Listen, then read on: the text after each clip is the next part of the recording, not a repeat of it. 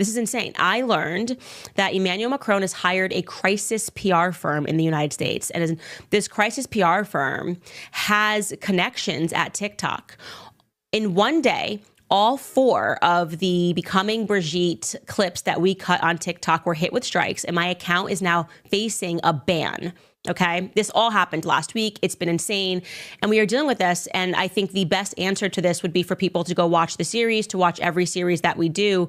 But it is difficult for me to put into words how utterly deranged and psychopathic it is that this man is trying to move through the United States court systems to shut down speech, and has now hired a crisis PR firm to try to deal with TikTokers to be banned for discussing the truth about the person that he married.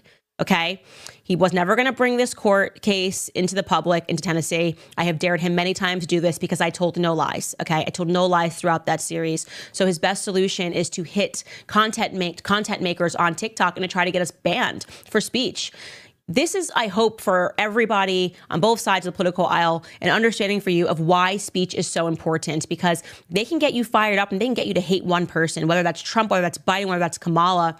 But at the very moment that anybody who's purporting to be on the left or the right, Joel Berry, the Babylon Bee, we're conservatives. No, you're not. Okay. You guys are calling for speech laws right now. You're pretending that Satan is involved. If people freely speak about the corruption of our governments, if people like me and Theo Von sit down and speak about the corruption that we see overseas, you're panicking, you're freaking out.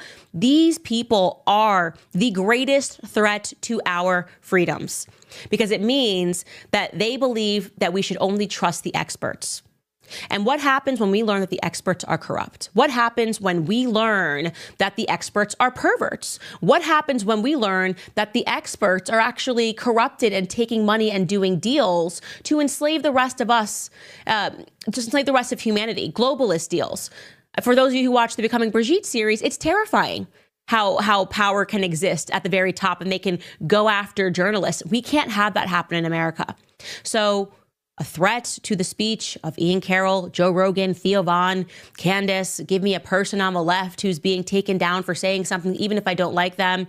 It truly is, in my view, a threat to our democracy. And that is why they are scrambling so much with podcasting. They don't understand this independent media venture. They hate it. They are trying to smear it. They're trying to say it's wrong. They're trying to call everybody conspiracy theorists, Satan, whatever it is.